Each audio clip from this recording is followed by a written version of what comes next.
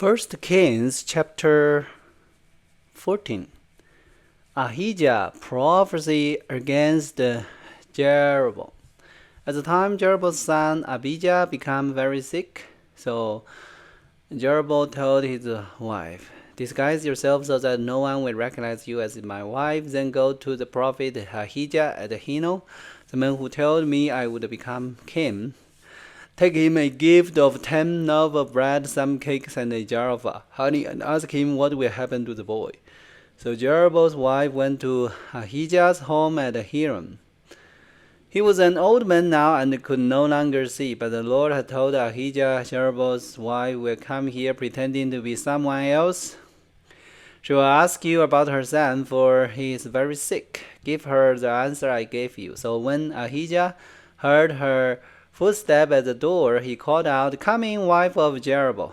Why are you pretending to be someone else?" Then he told her, "I've had bad news for you. Give your husband Jeroboam this message from the Lord. The Lord of Israel, I promoted you from the rank of the common people and made you ruler over my people Israel. I ripped the kingdom away from the family of David and gave it to you, but you have not been like my servant David, who obeyed my commands and followed me with all his heart and always did whatever I wanted. You have done more even evil than all who lived before you. You have made other gods for yourself and have made me furious with your gold calves. And since you have turned your back on me, I will bring disaster on your dynasty and will destroy every one of your male descendants, slaves and free alike, anywhere in Israel. I will burn up your royal dynasty as one burned up trash, until it's all gone. The member of Jeroboam's family who died in the city will be eaten by dogs, and those who died in the field will be eaten by vultures. I, the Lord, have spoken." Then Ahijah said to Jeroboam's wife, "Go on home, and when you enter the city, the children will die. All Israel will mourn for him and bury him. He is the only member of your family who will have a proper burial. For this child is the only good thing that the Lord, the God of Israel, see in the entire family of Jeroboam. In addition, the Lord will raise up a king over Israel who will destroy the family of Jeroboam. This will happen today, even now. Then the Lord will shake Israel like a reed ripped about in a stream. He will uproot the people of Israel from this good land that he gave to his ancestor, and will scatter them beyond the Euphrates River, for they have angered the Lord with the Asher pole they had set up for worship. He will abandon Israel because Jeroboam sins, and make Israel sin along with him." So Jeroboam's wife returned to the Tisra, and the children died just as he walked through the door of her home. And all Israel buried him and mourned for him as the Lord had promised through the prophet Ahijah. The rest of the events of Jeroboam's reign, including all his war and how he ruled, are recorded in the book of the history of the king of Israel. Jeroboam reigned Israel 22 years. When Jeroboam died, his son Nadab became the next king. Rehoboam ruled in Judah. Meanwhile, Rehoboam, son of Solomon, was king in Judah. He was 41 years old when he became king, and he reigned 17 years in Jerusalem, the city of the Lord had chosen from among all the tribes of Israel as a place of honor to honor his name. Rehoboam's mother was Naamah, an Ammonite woman. During Rehoboam's reign, the people of Judah did what was evil in the Lord's sight, provoking his anger with their sin, for it was even worse than that of the ancestor. For they also built for themselves pagan shrines and set up scary pinna and Asherah pole on every high hill and under every green tree. There were even male and female shrine prostitutes throughout the land. The people imitated the detestable practice of the pagan nation of the Lord had driven from the land ahead of the Israelites. In the 5th year of the king Rehoboam's reign, King Shishak of Egypt came up and attacked Jerusalem. He ransacked the treasure of the Lord temple and the royal palace. He stole everything, including all the gold shield Solomon had made. King Rehoboam later replaced them with bronze shield as a substitution, and he entrusted them to the care of the commander of the guard who protect the entrance to the royal palace. Whenever the king went to the temple of the Lord, the guard would also take the shield and then return them to the garden room. The rest of the event in Rehoboam reign and everything he did as recorded in book of the history of the king of Judah. There were constant war between Rehoboam and Jeroboam. When Rehoboam died, he was buried among his ancestors in the city of David. His mother was Naomi and an Amorite man. Then his son Abijam became the next king. Chapter 15. Abijam ruled in Judah. Abijam began to rule over Judah in the 18th year of Jeroboam's reign in Israel. He reigned in Jerusalem 3 years. His mother was Maacah, the granddaughter of Absalom.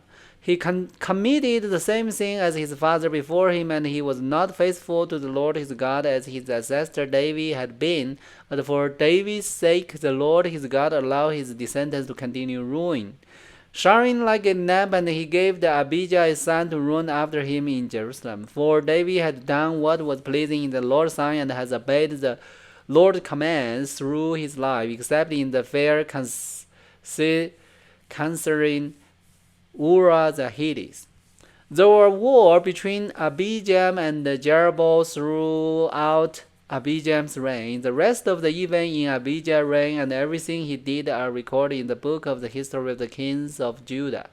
There were constant war between Abijah and Jeroboam. When Abijah died, he was buried in the city of David. Then his son Asa became the next king. Asa ruled in Judah. Asa began to rule over Judah in 20th years of Jeroboam's reign in Israel. He reigned in Jerusalem 41 years. His grandmother was Maacah, the granddaughter of Absalom. Asa did what was pleasing in the Lord of sight, as his ancestor David had done. He banished the male and female shrine prostitute from the land and got rid of all the idols his ancestor had made. He even deposed his grandmother Maacah from her position as queen mother because he had made an incense Asherah pole. He cut down her incense pole and buried it in the Kidron Valley. Although the pagan shrines were not removed, Asa's heart remained completely faithful to the Lord throughout his life. He brought into the temple of the Lord the silver and the gold and the various items that he and his father had dedicated. There were constant war between King Asa of Judah and King Baasha of Israel. King Baasha of Israel invaded Judah and fortified Ramah in order to prevent anyone from entering or leaving King Asa's territory in Judah. Asa responded by removing all the silver and the gold that was left in the treasure of the temple of the Lord and the royal palace. He sent it with some of his officials to Ben-Hadad, son of Tariman, son of Hazan, the king of Aram, who was ruling in Damascus, along with this message: "Let there be a treaty between you and me, like the one between your father and my father. See, I am sending you a gift of silver and gold. Break your treaty with King Baasha of Israel so that he will leave me alone." Ben-Hadad agreed to King Asa's request and sent the commander of his army to attack the town of Israel. They conquered the town of Lion, Dan, Abel, Basa, Maacah, and all Kinnereth, and all the land of Lapatini. As soon as Baasha of Israel heard what was happening, he abandoned his project of fortified Ramah and withdrew to Tirzah. Then King Asa sent an order throughout Judah requiring that everyone without exception helped carry away the building stone and the timber that Baasha had been used to fortify the Ramah. Asa used this material to fortify the town of Geba in Benjamin and the town of Mizpah. The rest of the even of Asa's reign, the extent of his power, everything he did, and the name of the city he built are recorded in book of the history of King of Judah. In his old age, his feet became diseased. When Asa died, he was buried with his ancestor in the city of David. Then Jehoshaphat, Asa's son, became the next king. Nadab ruined Israel. Nadab, son of Jeroboam, began to rule over Israel in the second year of King Asa's reign in Judah. He reigned in the Israel 2 years, but he did what was evil in the Lord's sight and followed the example of his father, continued the sin that Jeroboam had led Israel to commit. Then Baasha, son of Ahijah, from the tribe of Issachar, plotted against Nadab and assassinated him while he and the Israel army were laying siege to the Philistine town of Gibeon. Baasha killed Nadab in the 30th year of King Asa reign in Judah, and he became the next king of Israel. He immediately slaughtered all the descendants of the king of Jeroboam, so that not one of the royal family was left, just as the Lord had promised concerning Jeroboam by the prophet Ahijah from Shilon. This was done because Jeroboam had broken the anger of the Lord, the God of Israel, by the sin he had committed and the sin he had led Israel to commit. The rest of even of Nadab, reign, and everything he did are recorded in the book of the history of the king of Israel. Baasha ruled in Israel. There were constant war between King Asa of Judah and King Baasha of Israel. Baasha, son of Ahijah, began to rule over all Israel in the 3rd year of King reigning. Baasha reigned in the 24 years. But he did what was evil. The Lord signed and followed the example of Jeroboam, continued the sin that Jeroboam had led Israel to commit. Chapter 16. This message from the Lord was delivered to King Baasha by the prophet Jehu, son of Hanani. I lifted you out of the dust to make you ruler of my people Israel. But you had followed the evil example of Jeroboam. You have provoked my anger by causing my people Israel to sin. So now I will destroy you and your family just as I destroyed the descendants of Jeroboam, son of Nebat. The member of Baasha's family who died in the city will be eaten by dog, and those who die in the field will be eaten by vulture. The rest of even of Baasha's reign and the extent of his power are recorded in the book of the history of the king of Israel. When Baasha died, he was buried in Tirzah. Then his son Allah became the next king. The message from the Lord against Baasha and his family comes through the prophet Jehu, son of Hanani. It was delivered because Baasha has done what was evil in the Lord's sight, just as the family of Jeroboam has done, and also because Baasha has destroyed the family of Jeroboam. The Lord's anger was brought by Baasha's sin.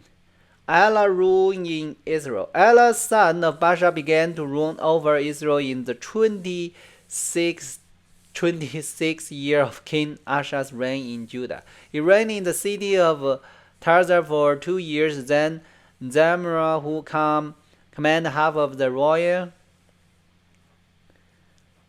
made plan to kill him. One day in Tirzah, Allah was getting drunk at the home of Azar, and the supervisor of the palace, Zimri, walked in and struck him down and killed him. This happened in the 27th year of King Asa reign in Judah. Then Zimri became the next king. Zimri immediately killed the entire royal family of Baasha, leaving him not even a single male child. He even destroyed distant relatives and friends. So Zimri destroyed the dynasty of Baasha as the Lord had promised through the prophet Jehu. This happened because of all the sin Baasha, his son Allah, had committed, and because of the sin he had led Israel to commit.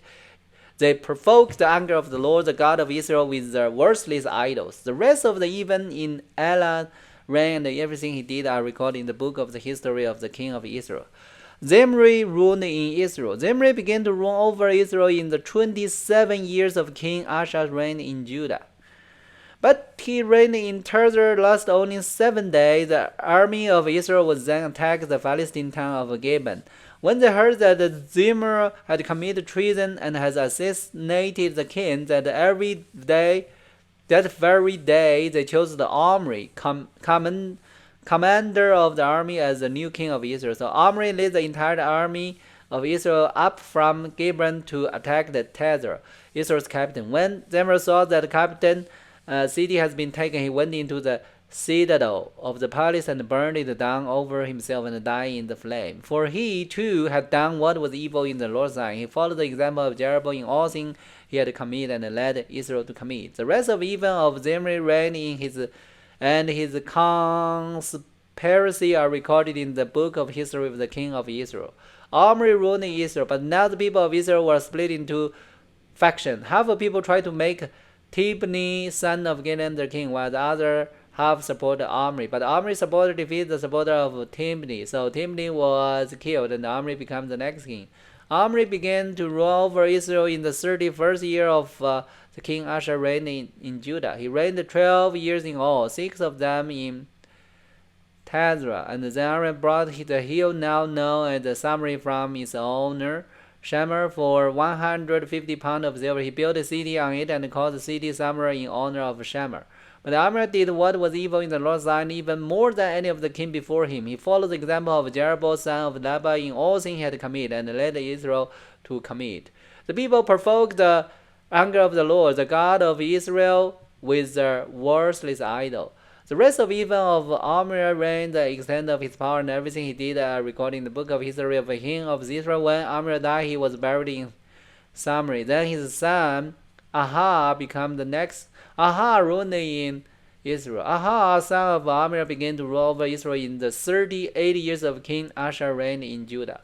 He reigned in Samaria 22 years, but Aha, son of Omri, did what was evil in the Lord's sight, even more than any of the king before him. As thought it were not enough to follow the sinful example of Jeroboam, he married Jezebel, the daughter of King Sodinam, and he began to bow down in worship of Baal. First, Aha built a temple and an altar of for Baal in Samaria. Then he set up Asherah pole. He did more to provoke the anger of the Lord, the God of Israel, than any of other king of Israel before him. It was during his reign that Hel, a man from Baal, rebuilt Jericho. When he laid its foundation, it cost him the life of his oldest son Abiram. And when he completed and set up its gate, it cost him the life of his youngest son. Second, this all happened according to the message from the Lord concerning Jeroboam spoken by Joshua, son of Nun. And then we go into the chapter 17. So the 3 chapters is talking about after Solomon, and the Israel kingdom split 2, and one is under the house of David, because David most time is follow God's commandment except the fair, and he killed innocent people because that affair. And another part, except Benjamin and Judah, other 10 tribes follow another king, which is king of Israel. And every king of the Israel are sinful. That is ridiculous. It's really ridiculous. It's showing every human's nature what happened, and this is exactly still happen today. So that is today's Bible learning. Hope everybody like it. God bless everyone and see you tomorrow.